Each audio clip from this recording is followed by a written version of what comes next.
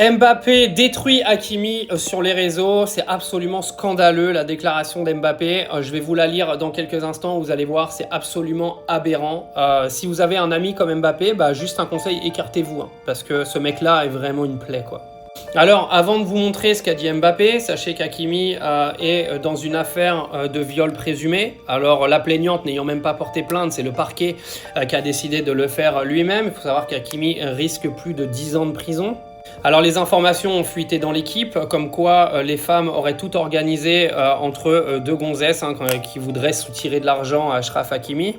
Mais le pire, je crois que c'est pas ça. Le pire, c'est la déclaration de Kylian Mbappé pour défendre son copain. Alors je vous la lis, allez derrière, regardez bien.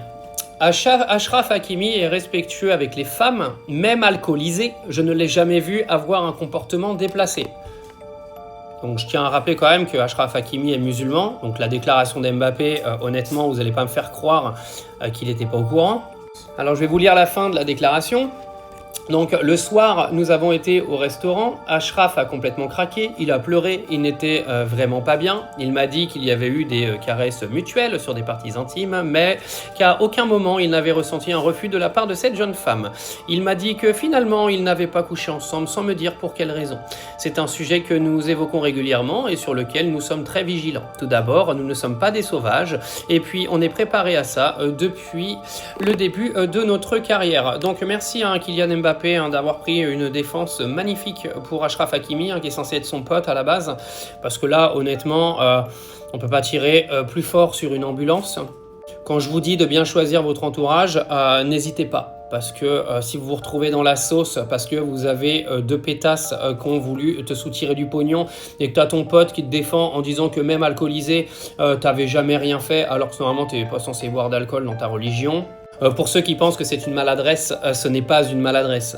Kylian Mbappé est le roi de la communication. Pour ceux qui connaissent un petit peu Kylian et qui connaissent un petit peu le foot, vous savez très bien que c'est un gars qui est extrêmement intelligent, qui sait manier la presse comme jamais, qui maîtrise je ne sais combien de langues. Donc on ne viendra même pas me faire croire que c'est un problème de traduction.